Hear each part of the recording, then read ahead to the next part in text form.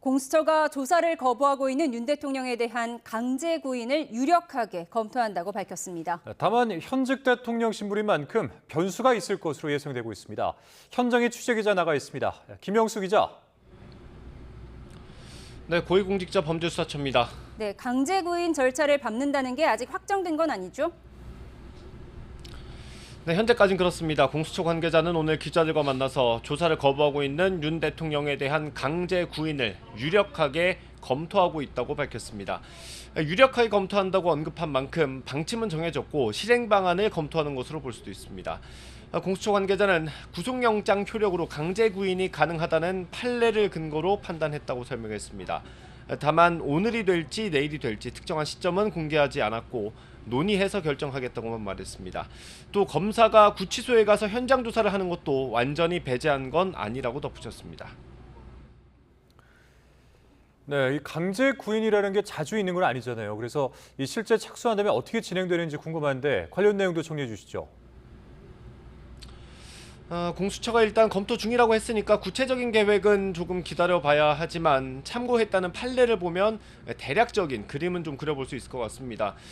당시 검사가 서울구치소장에게 피의자들의 조사받을 수 있도록 인치해달라는 내용의 피의자 인치 지휘 협조 요청서라는 걸 보냅니다.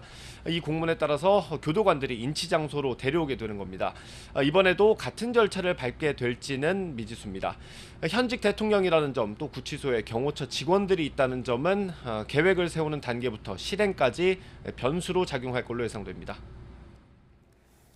네, 공수처가 이런 방안까지 생각하는 건 윤 대통령이 조사를 거부하기 때문일 텐데 대통령 측 입장 나왔습니까?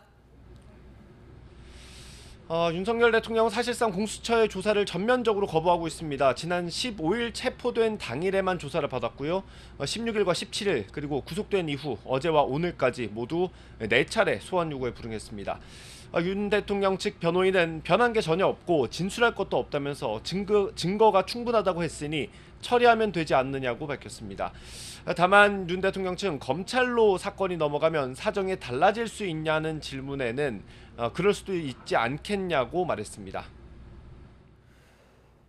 자, 그러면 이 사건이 검찰로 넘어가는 시점은 언제쯤이 될까요?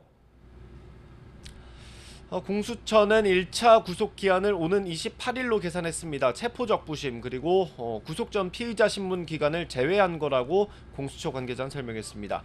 공수처의 계산대로만 본다면 28일을 전후로 사건이 검찰에 송부될 가능성이 커 보입니다.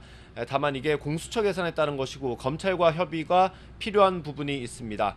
구속기한, 사건 송부 이런 시점에 대해서는 대검찰청이 공수처와 협의를 할 것으로 파악됐습니다. 지금까지 공수처에서 YTN 김영수입니다.